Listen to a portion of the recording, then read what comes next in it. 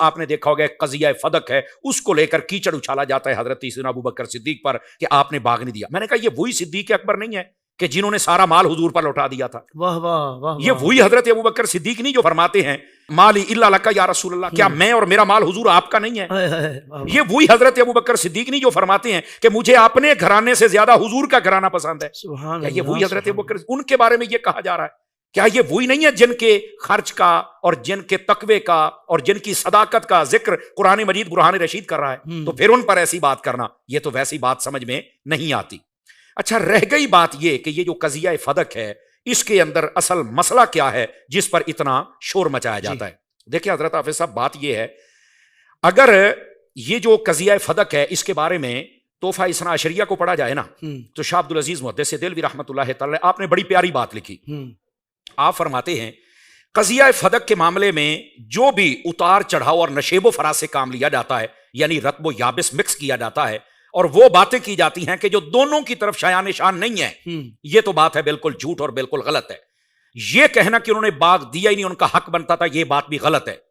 سمجھ آ رہی؟ جی. اچھا، اس بات کو لکھنے کے بعد آپ نے جو اگلی بات لکھی وہ بڑی خاص بات. آپ فرماتے ہیں کہ اصل وجہ یہ ہے کہ یہ حضرت صدیق اکبر رضی اللہ عنہ کو جب پتا چلا نا کہ شاید سیدہ پاک مجھ سے ناراض ہیں، تو حضرت صدیق اکبر آپ کے دروازے اقدس پر پہنچے اور فرمایا دھوپ میں کھڑا رہوں گا جب تک آپ یہ اعلان نہ فرما دے کہ میں آپ سے راضی ہوں.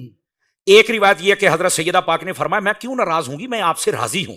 یہ صاحب عبدالعزیز محدث دہلوی لکھ رہے ہیں. اچھا، اگر اسی بات کو ہم تھوڑا آگے ریاض النظرہ کے اندر دیکھیں، فصل الخطاب میں دیکھیں، ابن دمام کی کتاب الموافقہ میں دیکھیں، یہ ساری کتابوں کے اندر اگر ہم دیکھیں، اس کے اندر ایک اور بڑی پیاری روایت ہے اور وہ یہ ہے کہ حضرت صدیق اکبر کو جب پتہ چلا کہ شاید کوئی ایسی بات کسی نے کی ہے کہ شاید سیدہ ناراض ہیں، تو حضرت صدیق اکبر آپ کے دروازے اقدس پر پہنچے اور آپ نے فرمایا کہ میں اندر آنے کی اجازت چاہتا ہوں. ایک روایت یہ کہ مولا علی شیر خدا رضی اللہ عنہ آپ پاس بیٹھے تھے، فرمانے لگے فاطمہ آپ کو صدیق اکبر کا آنا گوارا ہے یا ناگوار ہے، آپ بتا دیں. فرمایا میں کیوں ناگوار کروں، آپ تشریف لائیں نا، مسئلہ تو حل ہو گیا.